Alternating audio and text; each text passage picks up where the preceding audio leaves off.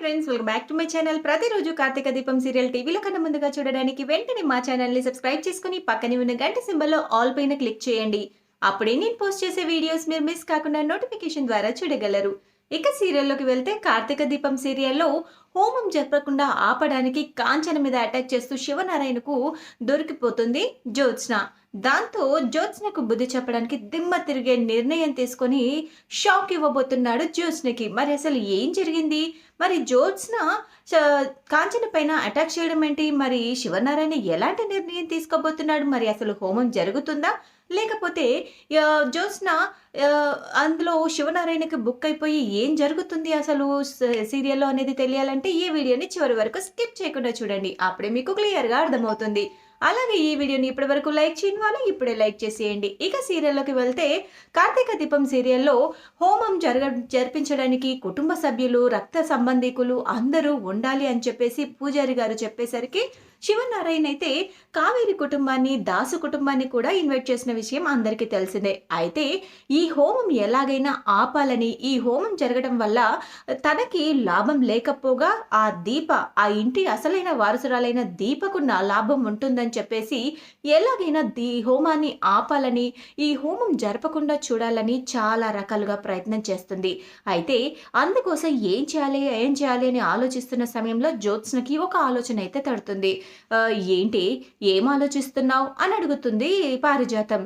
ఏం లేదు గ్రాని, అసలు ఈ హోమం జరగడం వల్ల ఈ ఇంటి వారసురాలకి మంచి జరుగుతుంది అని చెప్పారు. అంటే నాకు మంచి జరగదనే కదా, అంటే ఈ ఫ్యామిలీలో ఒక ప్రమాదం రాబోతుంది అని చెప్పారు. అంటే మనం ఎలాగో ఈ ఫ్యామిలీ కాదు కాబట్టి మనకు ఎటువంటి ప్రమాదం ఉండదు. ఈ ఫ్యామిలీకి ఏదైతే మనకేంటి, ఈ ఇంటి వారసురాలు ఈ ఫ్యామిలీకి ఏదైతే మనకేంటి, అయినా ఈ ఇంటి వారసురాలకి మంచి జరగడం అంటే అంటూ చెప్పబోయి ఆగిపోతుంది. అయితే నిజంగానే జ్యోత్స్నకి ఈ ఇంటి వారసురాలు ఎవరైనా తెలిసే కావాలని ఇలా చేస్తుందా? నాకెందుకో జ్యోత్స్న మీద అనుమానంగా ఉంది.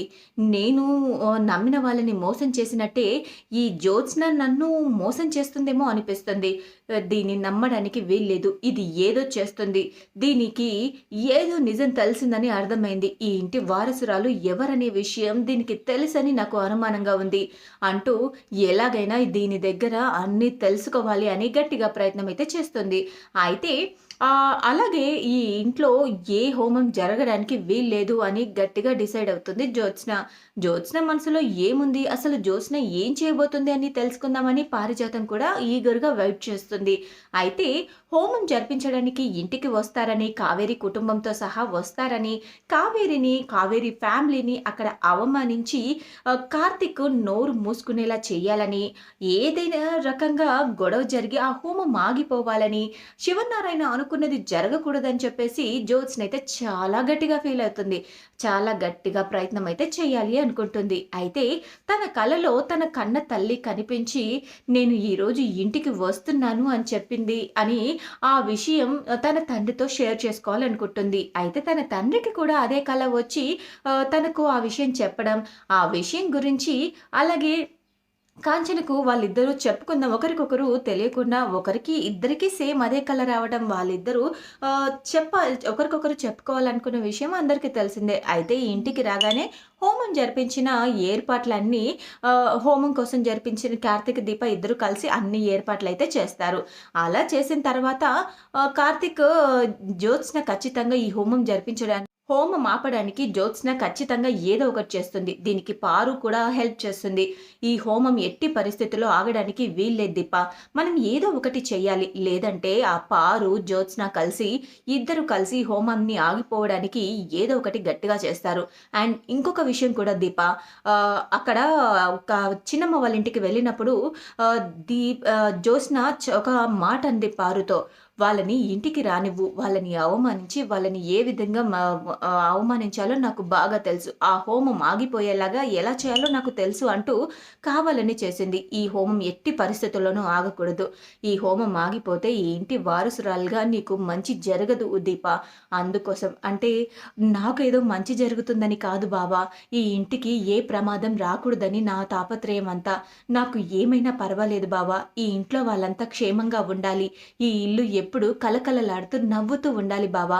పోయిన నవ్వులు అన్నీ తిరిగి రావాలి. అందరూ ఒకటి కావాలి. అందరూ సంతోషంగా ఉండాలి. అదే బావ నేను కోరుకునేది అంటూ దీప చెప్తుంది. నీ కోరిక నెరవేరుతుంది మరదలా.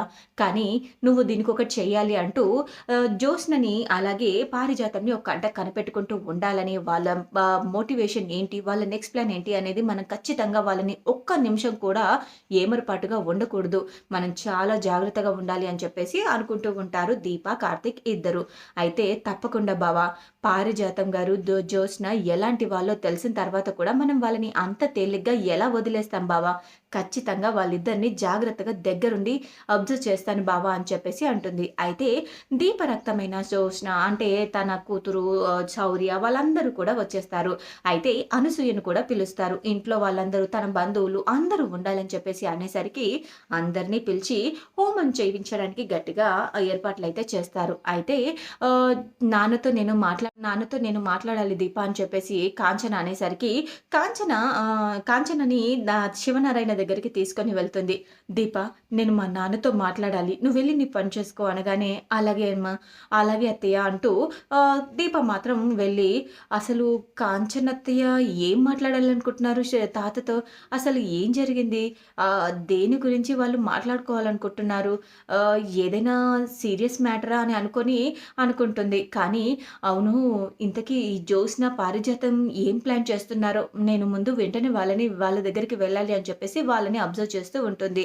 అయితే పారిజాతం జ్యోత్స్న నెక్స్ట్ ప్లాన్ ఏంటి? జ్యోత్స్న ఏం చేయాలనుకుంటుంది అని ఆలోచించాలని జ్యోత్స్నని అబ్జర్వ్ చేస్తూ ఉంటుంది పారిజాతం. వీళ్ళిద్దరిని అబ్జర్వ్ చేస్తూ ఉంటుంది దీప. అక్కడ కాంచన ఇంకా శివనారాయణ మాట్లాడుకుంటూ ఉంటారు. నాన్న నేను నీతో ఒక ముఖ్యమైన విషయం చెప్పాలి నాన్న అనగానే, నేను కూడా నీకు ఒక ముఖ్యమైన విషయం చెప్పాలమ్మా అనగానే, అది కాదు నాన్న రాత్రి నా కలలో అనగానే నేను కళ గురించి చెప్పాలనుకుంటున్నానమ్మా అనగానే, నువ్వు చెప్పు నాన్న ముందు అనగానే, ఏం లేదమ్మా రాత్రి మీ అమ్మ నా కళలోకి వచ్చింది. ఈరోజు నేను మీ ఇంటికి వస్తున్నాను. నన్ను మీరు మర్చిపోలేదని నాకు తెలుసు. మీరు నా కోసం ఏం చేస్తున్నారో కూడా నాకు తెలుసు అని చెప్పేసి అనిందమ్మా అనగానే, ఇదేంటి నాన్న చాలా ఆశ్చర్యంగా ఉంది. నాకు ఇదే కల వచ్చింది నాన్న. అమ్మ నాతో ఈరోజు మన ఇంటికి వస్తాను అని చెప్పింది అనగానే, అంటే ఈరోజు జ్యోత్స్న వస్తాను అని చెప్పిందంటే నిజంగా ఏదో జరుగుతుంది. అంటే ఈరోజు నిజంగా ఎవరి రూపంలో జ్యోత్స్న మన ఇంటికి వస్తుందో తెలియదు. కాబట్టి ఈరోజు ఈ హోమం జాగ్రత్తగా జరగాలి. ఈ హోమం ఎట్టి పరిస్థితుల్లోనూ ఆగిపోకూడదు. ఎవ్వరికి ఎటువంటి అవమానాలు జరగకూడదు. అంటే జ్యోత్స్న పారిజాతం ఏది చేయకుండా మనం జాగ్రత్తగా చూసుకోవాలమ్మా. నా భార్య నా ఇంట్లోకి అడుగు పెడుతుందని తెలియగానే నాకు చాలా ఎవరి రూపంలో ఎలా అడుగు పెడుతుందో తెలీదు. కానీ నాకు నా భార్య మళ్ళీ నా ఇంట్లో అడుగు పెడుతున్నందుకు చాలా సంతోషంగా ఉందమ్మా అనగానే, నాకు కూడా నాన్న నిజంగా ఈరోజు అమ్మ అసలు అలా కలలోకి కనిపించి నేను ఈరోజు వస్తున్నాను అని చెప్పగానే చాలా సంతోషంగా అనిపించింది. ఊహ కూడా తెలియని వయసులో నేను అమ్మని దూరం చేసుకున్నాను. నేను నిజంగా అమ్మని మళ్ళీ ఈ ఈ రూపంలో అమ్మ కలలోకి వస్తుందని నేను అస్సలు అనుకోలేదు నాన్న. నిజంగా చాలా సంతోషంగా ఉంది నాన్న. అందరూ ఇలా కలిసిపోవడం నిజంగా చాలా సంతోషంగా అనిపించింది అనగానే, నీ జీవితం కూడా సంతోషంగా సాఫీగా సాగిపోతే చూడాలనుందమ్మా. అయినా అల్లుడు గారు ఏదో తన పొరపాటు జరిగింది. అంటే అది పొరపాటు కాకపోవచ్చు. కానీ అది ఏదో తప్పిదం జరిగిపోయింది. నువ్వు అవన్నీ మర్చిపోయి మళ్ళీ అల్లుడు గారికి ఒకటి కావచ్చు కదమ్మా. నువ్వు అల్లుడు గారు అనగానే, నాన్న ఏం మాట్లాడుతున్నారు? అయినా మీరు మీ అల్లుడు గారిని క్షమించొచ్చు. కానీ నేను క్షమించలేను నాన్న. ఏ ఆడదైనా తన మంగళసూత్రాన్ని ఇంకొక ఆడదానితో పంచుకోవాలి అనుకోదు. నా వల్ల, నా భర్త వల్ల ఒక ఆడది మోసపోయింది. అలాంటప్పుడు నేను నా భర్త నన్ను మోసం చేశాడన్న భావనతో నేను తనతో కాపురం చేయలేక నేను తనకి ఇచ్చేశాను. మళ్ళీ తనని నా లైఫ్‌లోకి రానివ్వడం అంటూ జరగదు నాన్న. ఈ విషయం మీరు మర్చిపోండి అంటూ అనగానే ఇక కాంచన అన్న మాటల్ని తలుచుకొని బాధపడుతూ శివనారాయణ అలా మెట్ల మీద నుంచి దిగి వస్తూ ఉంటాడు. ఎలాగైనా ఈ హోమం జరిపించడానికి వీళ్ళందరూ చాలా గట్టిగా పూనుకున్నారు. కానీ బావ నేను చేసుకున్న ప్లాన్‌కి అడ్డొస్తున్నాడు. అంటే ఇక్కడ ఏ అవమానం జరిగినా అది మళ్ళీ నాకే తిరిగి చుట్టుకుంటుంది. ఈ హోమం ఆగిపోవాలి. కానీ ఎవ్వరికీ అవమానం జరగకూడదు. అది నా మీద అస్సలు అనుమానం రాకూడదు. కావేరి వాళ్ళని వాళ్ళని అవమానించడంలో నాకు వచ్చే లాభం కన్నా కూడా నష్టమే ఎక్కువగా అనిపిస్తుంది. ఎందుకంటే నేను ఏం చేయాలనుకుంటున్నాను అనే విషయం బావకి తెలిసిపోయింది. నా ప్లాన్ ఏంటి అన్న విషయం కూడా బావకి తెలిసిపోయింది. అంటే ఖచ్చితంగా బావకి ఇప్పుడు నా మీద అనుమానం ఉంది. వాళ్ళని అవమానించడానికి నేను ఏదో ఒకటి చేస్తానని ఖచ్చితంగా బావ ఆ అవమానాన్ని తిప్పికొట్టడానికి ఏదో ఒక ప్రయత్నం చేస్తాడు. కాబట్టి ఇప్పుడు నేను నా ప్లాన్ చేంజ్ చేయాలి. ఎలా చేంజ్ చేయాలి? ఈ హోమం ఎలా ఆపాలి?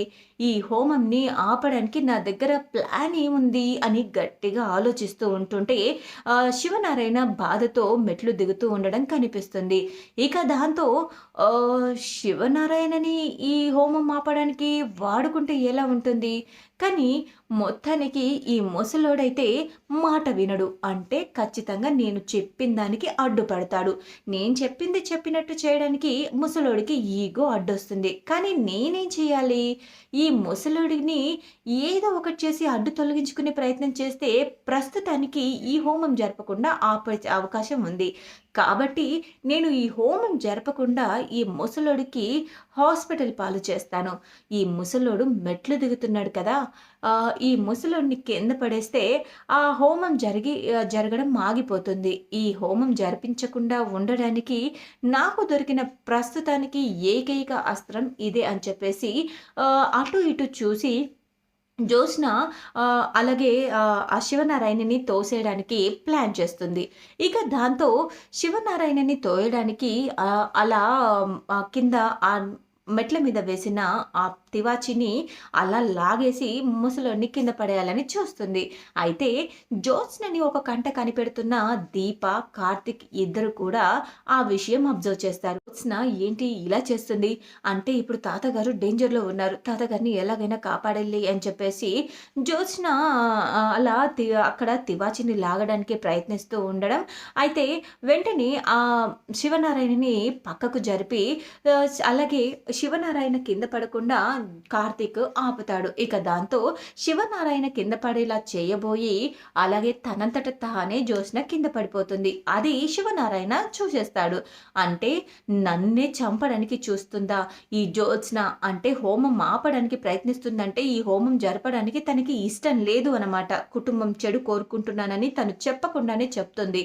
అంటే ఖచ్చితంగా జ్యోత్స్న ప్లానింగ్ ఏదో ఉంది. జ్యోత్స్న ఎందుకు ఇలా చేస్తుంది అని అనుకుంటూ చాలా తనలో తానే సతమతం అయిపోతూ ఉంటాడు.